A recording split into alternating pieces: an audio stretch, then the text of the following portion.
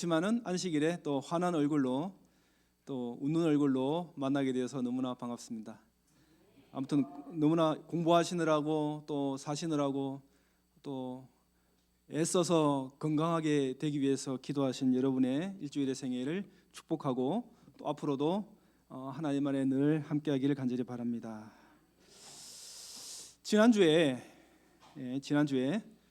제가 한 팀에 대해서 제가 설교를 했습니다. 협력하는 것 얼마나 중요한가. 한 팀이 되고 우리가 50명 100명이 각각 따로 노는 것이 아니고 한 팀이 되는 것 얼마나 중요한가.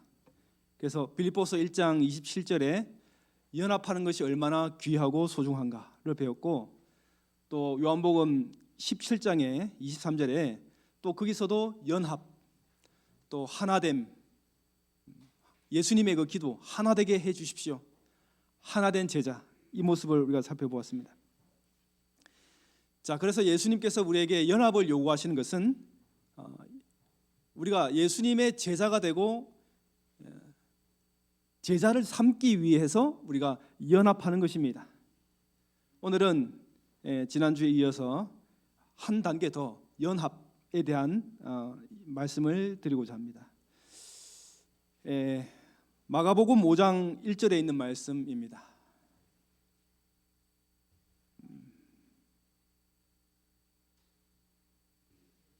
자, 마가복음 5장 1절. 조금 좀 잘못됐습니다. 제가 읽어드릴게요. 1절입니다. 예수 일행은 갈릴리 호수를 건너 호수 건너편에 거라사 지방으로 갔다. 지금 배를 타고 거라사 지방으로 가고 있습니다. 예수님과 제자들이 호수를 건넜습니다. 가는 곳은 거라사 지역입니다. 안 눌러졌어요. 마우스를 제거하고. 네. 자, 그래서 그들이 갈릴리 지역의 이쪽에서 저쪽 거라사 지역으로 배를 타고 넘어오다가 그들이 도착을 해서 배에 딱 내렸어요. 그런데 그들이 밤새도록 배를 지어서 이쪽 편으로 왔을 때 그 전날 무슨 일이 있었습니까? 풍랑이 일었어요. 완전한 폭풍 속에 그 배가 완전히 뒤집혀서 다 죽을 뻔한 고생을 했습니다. 그런데 그들은 전날 밤 그 폭풍을 경험하면서도 죽을 뻔하다가 살아나는데 그날 아침에 드디어 거라사 지방의 해변에 도착했어요. 그런데 그 폭풍보다 더 끔찍한 사건이 그들을 기다리고 있었습니다. 귀신 들린 두 사람이 예수님을 맞으러 그 해변에 서 있는 거예요. 이 두 사람은 무덤과 언덕에서 밤낮으로 소리를 지르며 돌로 자기를 자해하며, 그래서 그 사람들을 제압할 사람이 아무도 없었습니다. 그런데 멀리서 배가 오는 것을 보고 멀리서 예수님이 해변으로 땅을 딛는 것을 보면서 그들은 그분 앞에 달려갑니다. 그리고 그분 앞에 무릎을 꿇었습니다. 그리고 큰 소리로 외칩니다. 그 귀신 들린 사람들이 예수님에게 뭐라고 말했냐면, 내게 무엇을 원하십니까? 내게 무엇을 원하십니까? 너무나도 특별하고도 희한한 질문을 하고 있는 거예요. 보통 사람들은 예수님을 만나면 어떻게 합니까? 보통 사람들이 예수님을 만나면 뭐 할까? 여러분 같으면 예수님을 만나면 뭐라고 합니까? 도와주세요. 내 병 좀 고쳐주세요. 나 좀 이렇게 좀 내 성격 좀 바꾸어주세요. 근데 이 사람은 반대로 질문합니다. 내게 무엇을 원하십니까? 자, 그리고 그는 큰 소리로 말했다. 지극히 높으신 하나님의 아들 예수여, 저를 어떻게 하실 작정입니까? 부탁드립니다. 제발 저를 괴롭히지 마십시오. 이게 귀신 들리는 사람. 여러분, 이 사람들 중에 천태만상의 사람이 있지만은 이 사람들 중에 귀신 들린 사람은 최악의 상태에 있는 사람들입니다. 그는 몸과 영혼이 사탄의 지배를 받고 있습니다. 자기의 자유의지가 완전히 박탈됐어요. 완전한 최악의 상황입니다.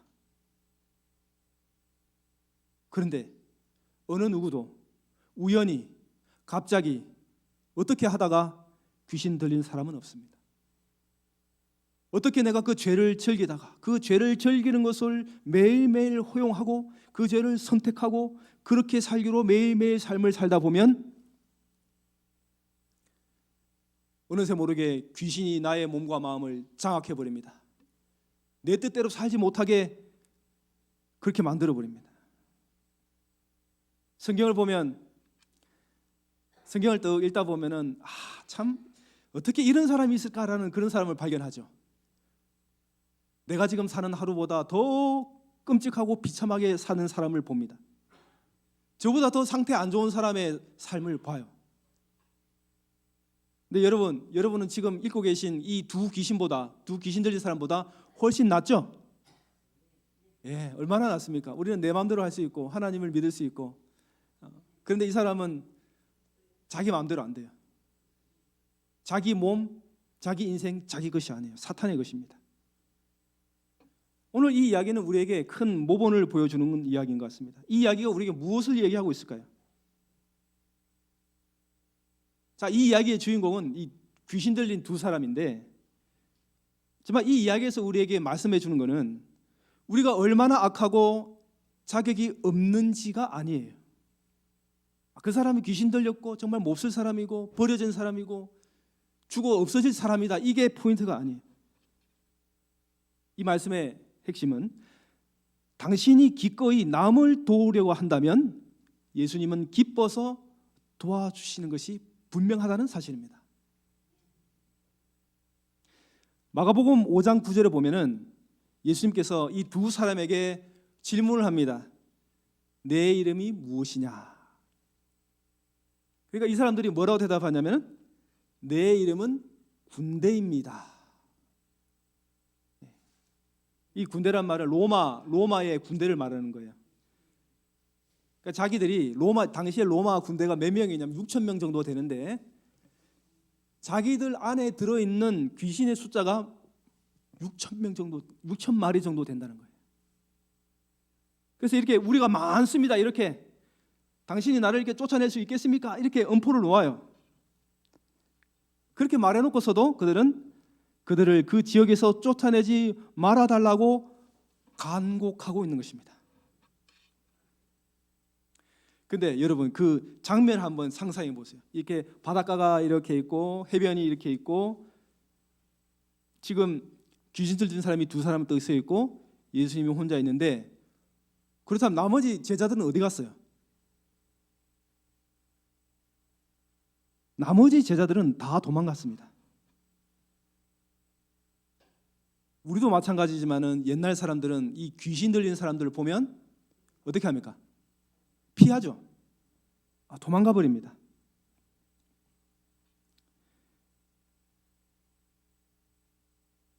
귀신 들린 사람은 사탄이 내는 소리를 질렀지만은 그 소리에 제자들은 다 겁을 먹고 두려움을 느껴서 그 자리에서 다 도망가 버리고 예수님만 그 해변의 모래 위에 서 있는데, 예수님은 한 방울의 땀도 어떠한 두려움도 없이 그 귀청이 터지는 고함 소리를 들으면서도 움찔하지 않고 그곳에 서 있습니다. 여러분, 우리 예수님은요, 우리가 생각하기에 우리의 삶에서 극복하기 너무 힘든 큰 문제 앞에 예수님은 그 자리에 당당히 서 있습니다. 왜냐하면 그분은 그 문제를 해결할 수 있는 분이기 때문에 서 있습니다. 우리의 문제, 우리의 삶의 앞에 어떠한 큰 문제가 있든 깨트리기 힘든 큰 문제가 있든 예수님은 그 문제를 해결하신다는 사실입니다.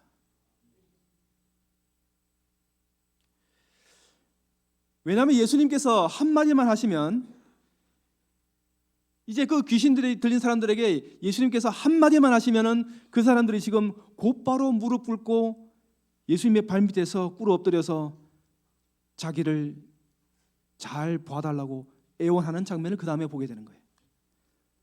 마귀는 하나님께 철저하게 매달립니다. 아니요, 이거 아니겠네요. 지극히 높으신 하나님의 아들이여, 저를 어떻게 하실 작정입니까? 부탁드립니다. 제발 저를 괴롭히지 마십시오. 그런데 예수님은 그 귀신 들린 사람들을 향하여 말하죠. 귀신들에게 뭐라고 말합니까? 나가라고 말합니다.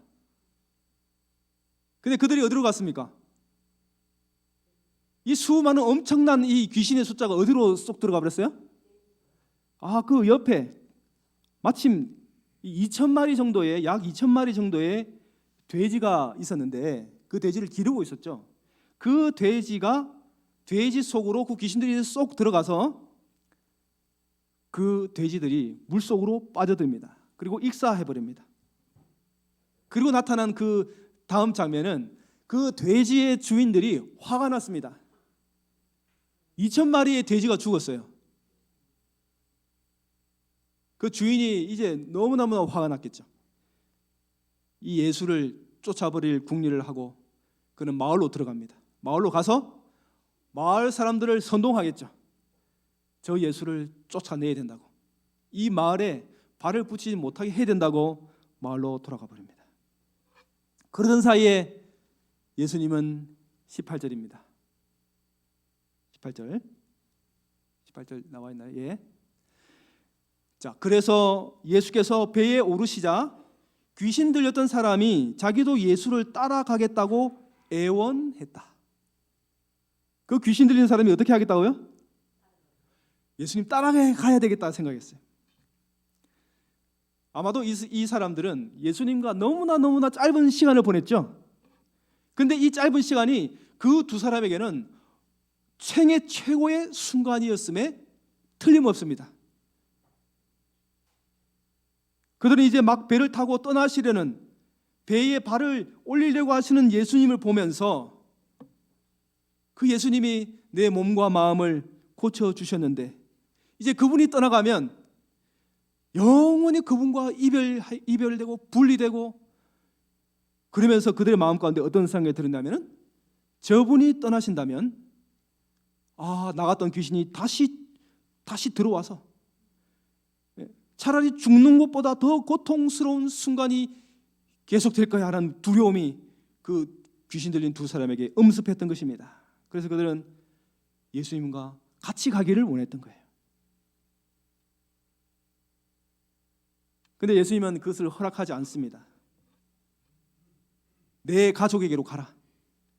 그리고 이 예수님이 너를 위해 무엇을 했는지 얘기하고 그들에게 증거하고 내가 얼마나 큰 하나님의 은혜와 자비를 받았는지를 그들에게 말하라고 합니다. 여기서 여러분, 이건 정말 예수님이 방금 귀신에서 풀려난 자들에게 하신 말씀이 맞습니까? 여러분 생각해 보세요. 예수님이 방금 이 귀신 들린 사람이 회복되었는데 그 사람에게 뭐라고 말하냐면 가서 증거해라. 여러분, 이거 예수님께서 하신 말씀이에요?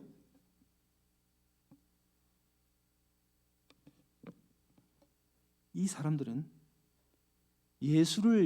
예수님을, 하나님을, 자기가 받은 은혜를 증거할 것 같지 않는 사람들입니다.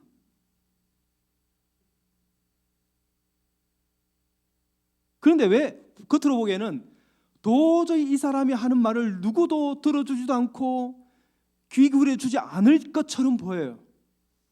왜요? 이들은 거의 폐인이에요. 머리가 자라고 씻지도 않고 꾸미지도 않고 온몸에 털이 있고 온몸에 상처 퉁성이에다가 그 얼굴은 수년 동안 사탄의 지배를 받았기 때문에 생기는 없고 그야말로 죽음의 얼굴이에요. 누가 이들의 말을 들을까요?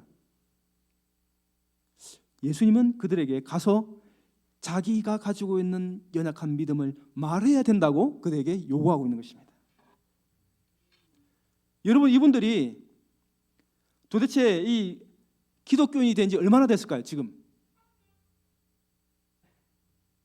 넉넉 잡아 한 1시간이 됐을까요? 방금 배에서 내려서 방금 만나서 그들에게 귀신을 쫓아보냈습니다. 그런 동안에 한 시간이 얼마나 걸릴까요? 넉넉 잡아 한 1시간을 드립니다. 이 귀신 들린 사람들은 여러분 참 말하기 민망하지만 지금 홀딱 벗고 있었습니다. 몸에 걸친 게 하나도 없었어요. 그런 사람들이 이제 정신을 차리고 자기가 벗은 것을 깨닫고 누군가가 준 그 옷을 입는 동안에 그 짧은 사이에 그들이 기독교인이 된 거예요. 그들은 풍부한 영적인 경험을 가진 자들이 아닙니다. 그들의 삶의 배경을 말하자면 최악 중에 최악이죠. 그들은 누군가 앞에 가서 무언가를 말 재주가 없습니다. 그리고 그들이 귀신 들리고 난 다음에 많은 사람들과 원만한 대인관계를 맺었나요? 그런데 그들은 과연 복음을 전할 그러한 처지였을까요? 그들은 이제 막 정신을 차리고 이제 막 사람이 된 사람들이에요. 저는 그 장면을 쳐다볼 때 그 장면에서 예수님이 저 말한 거는 실수였다고 생각합니다.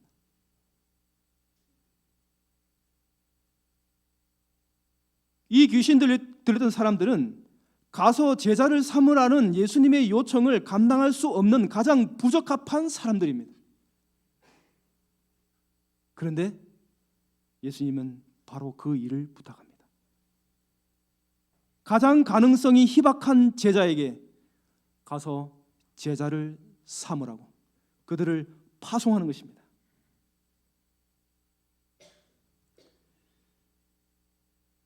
우리가 이곳에서 이 경산중앙교회에서 서로 화합하고 조화를 이루고 팀으로서 공동체 안에서 제자를 삼으라는 부름을 받았다는 것은 의심할 수 없는 분명한 사실입니다. 그런데 귀신 들렸던 사람도 가서 다른 사람을 제자 삼으라고 똑같은 부르심을 받았습니다.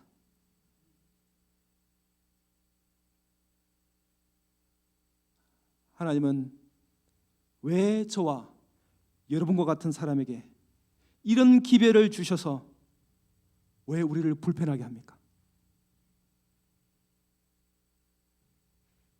왜 우리에게 다른 사람에게 나가서 복음을 전하라고 제자를 삼으라고 했습니까? 전문가들이 가서 하면 안 됩니까? 전문가들? 왜 우리가 그 일에 응답해야 합니까? 저는 여러 가지 이유가 있다고 생각합니다. 그 첫 번째 이유를 말씀드릴게요. 첫 번째 이유는 이겁니다. 하나님은 우리가 하지 않아도 잘 될 일들이라면 기필코 우리에게 하라고 요구하지 않으신다. 좀 말이 어렵죠? 우리가 하지 않으면 안 되기 때문에 그렇게 하라는 거예요. 그건 우리가 꼭 해야 되는 일이에요. 19절에 예수님의 말이에요. 안 돼요. 당신은 집으로 돌아가 주께서 당신에게 어떤 기적을 행하셨고 또 어떤 자비를 베풀어 주셨는지 당신의 이웃에게 전하도록 하시오. 하나님은 우리가 하지 않아도 잘 될 일들이라면 기필코 우리에게 하라고 요구하지 않으신다. 여러분, 우리가 마음에 약간 불편함이 있습니다. 왜냐하면 우리는 본능적으로 무언가 어려워 보이거나 도전적이거나 하기에 불쾌한 일인 것처럼 보이면 우리는 즉시로 생각합니다. 아, 이거 나쁘다라고 생각합니다. 우리의 삶을 되돌아보면 우리의 삶의 대부분의 시간을 우리가 어떻게 사냐면 이렇게 살아요. 어떻게 하면 고통은 피하면서 편하게 살 것만을 추구하는, 어떻게 하면 고통을 피하면서 어떻게 하면 편하게 살까? 이것을 추구하는 문화 속에 살고 있기 때문에 조금이라도 고통스럽고 조금이라도 불평스럽고 그런 것들을 우리가 딱 눈에 보이거나 딱 생각만 하게 된다면 우리의 뇌 속에서 반사적으로 응답합니다. 아, 이거는 안 돼. 이거는 나빠. 이거는 아니야. 이거는 내가 할 것이 아니야.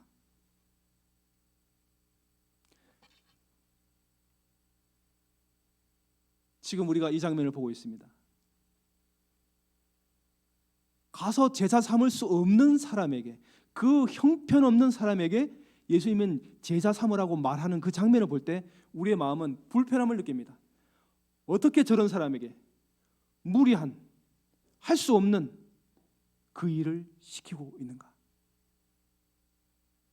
또 바꿔 말하면 우리도 그 일을 해야 된다는 거예요. 그래서 마음의 불편함이 다. 그런데 하나님께서는 우리에게 말씀하신 모든 것들은 가장 우리에게 절대적으로 가장 좋은 것을 주시기 위해서 말씀하신다는 사실을 항상 담아두시기를 바랍니다. 예레미야 29장 11절에 너희를 위한 나의 계획은 내가 잘 알고 있다. 그것은 너희에게 평안을 주려는 선한 계획이지 너희에게 재앙을 주려는 흉한 계획이 절대로 아니다. 정녕 나는 너희 장래에 소망을 주려는 선한 계획을 갖고 있다. 이것은 나 주의 말이다. 그분이 하신 모든 말씀은 우리에게 평안을 주고 영생을 주려고 하는 말입니다. 해치려고 하는 것이 아니죠. 자, 그래서 이 귀신 들린 사람이 나가서 제자 삼는 것은 그들에게 절대적으로, 궁극적으로, 결과적으로 너무나 좋은 일입니다. 그들에게는 축복된 일입니다.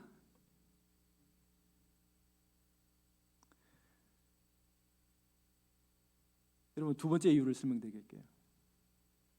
예수님을 아는 것보다 더 좋은 것은 없습니다.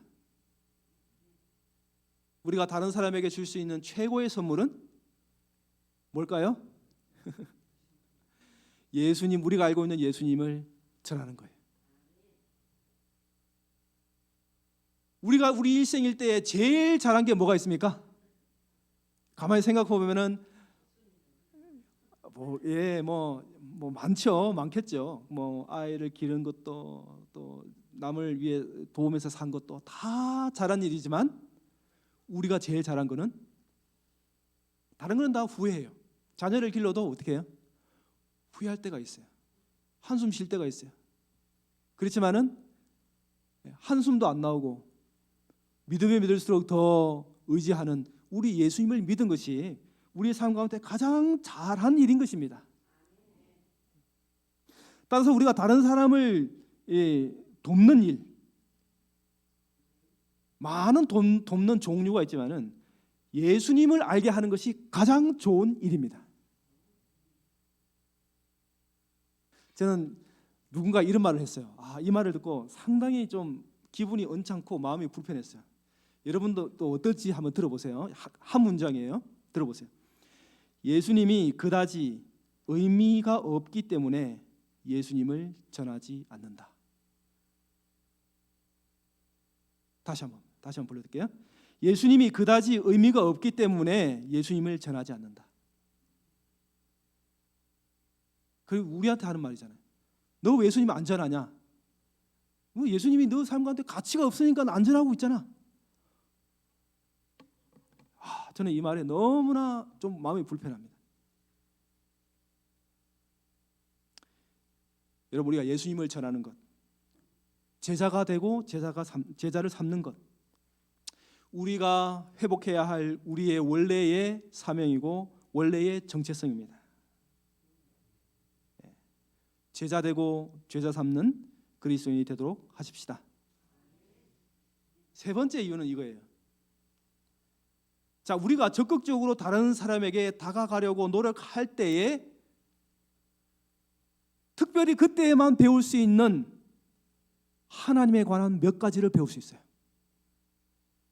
여러분, 우리가 제자 삼으려고 노력하지 않으면은 하나님에 대해 모르는 부분이 너무나 많아요.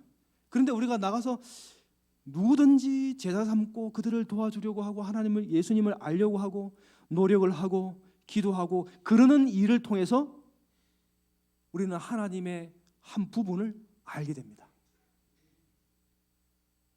누가복음 10장의 배경을 설명해 드릴게요. 누가복음 10장에는 예수님이 72명의 사람을 둘씩 짝을 지어가지고 방방곡곡을 다니면서 전도하게 했습니다. 병자를 고치고 말씀을 전파하고 귀신을 내쫓고 무문 자를 고치고.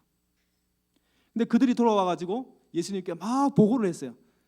자랑했습니다. 예수님, 우리가 예수님의 이름으로 귀신도 쫓아내고 병자도 고치고 많은 사람들의 마음을 주님께로 향하게 했습니다. 그러니까 예수님께서 그들에게 뭐라고 말씀하셨냐면은, 자, 너희가 지금 보고 있는 것을 보는 눈은 참으로 복이 있다. 그러면서 24절에 많은 예언자들과 옛 왕들이 너희가 지금 보고 있는 것을 보고자 했지만은 보지 못하였고 너희가 지금 듣고 있는 것을 듣고자 했지만은 듣지 못했다. 만약에 제자들이 그것을 만약에 전도하는데 불평함을 갖고 나는 못합니다, 나는 안 할랍니다 하고 안 나갔다면은 그들이 어떠한 방법으로도 알 수 없는 것들을 배우고 보고 들었습니다. 그들이 나가서 전할 때 예언자들, 선지자들, 왕들도 느끼지 못한 것들을 그들이 깨달았고 그들이 알고 예수님 앞에 다가왔던 거예요. 제가 오래전에 지금은 우리와 함께 있지 않는 이상구 박사가 했던 말이 기억나요. 그가 술집에서 친구를 만나서 전도했다는 이야기를 들었습니다. 과연 왜 술집에서 사람을 만났을까? 의아해했습니다. 그런데 제게 동일한 일이 발생했습니다. 거창에서 제가 목회를 할 때 한 구도자의 전화를 받았습니다. 목사님, 저에게 성경을 좀 가르쳐 주십시오. 그런데 그 장소가 술집에 와달라는 거예요. 그분을 약간 소개해드리면은 그분은 남양주에 가정이 있는 분인데 거창에 서울 우유 공장이 있어요. 그 공장에 이제 파견돼서 근무하는 간부예요. 몇 해째 승진에 누락이 되어서 괴롭고 힘들어서 술을 많이 의지하는 사람이었습니다. 저는 그분의 부탁으로 너무나 깨름직하고 불안하고 그랬지만은 어떤 분인가 싶어서 한번 그분이 있는 곳에 갔습니다. 여러분 용서해 주십시오. 좀 마음이 불편하시죠? 용서해 주세요. 성경을 가르치려고 갔어요. 딱 들어가니까 제가 생각했던 그런 데가 아니에요. 너무나 깔끔해요. 막 깔끔하고 그렇게. 그분이 앉아 있고 그분이 이제 술을 먹으려고 준비하고 있었습니다. 근데 저는 누가 볼까봐, 우리 교인들이 볼까봐, 또 이 교인들이 이걸 보고 합회에 알릴까봐 마음의 걱정이 많이 되었습니다. 그런데 몇 번 만나고 그분하고 성경 공부를 하려고 가서 그분 사람 얘기 들어주고 그렇게 하다 보니까 차츰 제 마음속에 뭔 생각이 드냐면은 안 갔으면 좋겠다, 싫다라는 생각이 자꾸 들어요. 저분이 나한테 전화를 안 했으면 좋겠다. 가면 술 냄새를 맡아야 되고 그 이상한 곳에 내가 앉아 있어야 되고 또 취중에서 하는 말을 내가 또 들어줘야 되고 그게 싫었던 거예요. 그러면서 은근히 이런저런 핑계를 대면서 전화를 안 받거나 하여튼 소원하게 지내던 그런 때가 있었습니다. 근데 그 사람이 대뜸 전화하게 되고 이런 말을 했습니다. 불쌍한 어린 양이 이렇게 힘들어하고 있는데 나와서 좀 도와주십시오.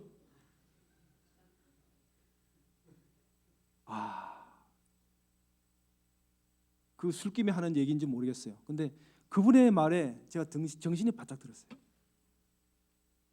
어린 양이, 불쌍한 어린 양이 이렇게 힘들어하고 있는데, 그때 제 생각이 맞다 이거야. 이 사람은 길을 잃은 어린 양이잖아.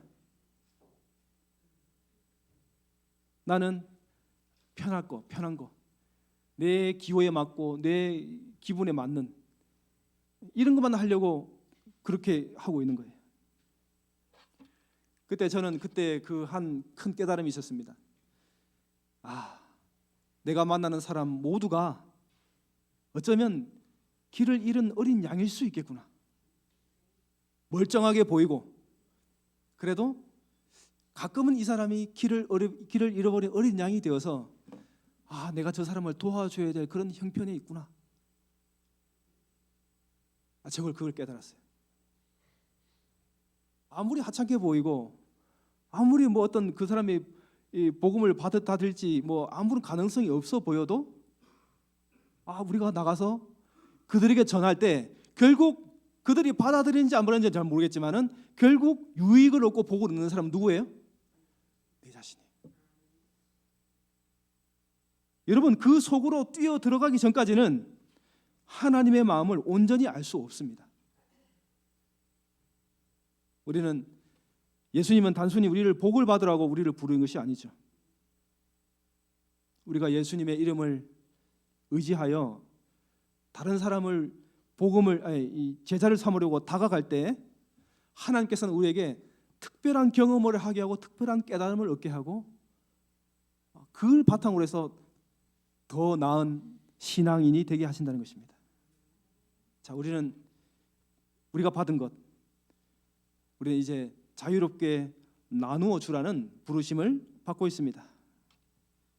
우리가 받았으니 이제 어떠한 방식으로든지 우리가 베풀어 줘야 할 때라는 것을 예수님 우리에게 말씀하고 계십니다.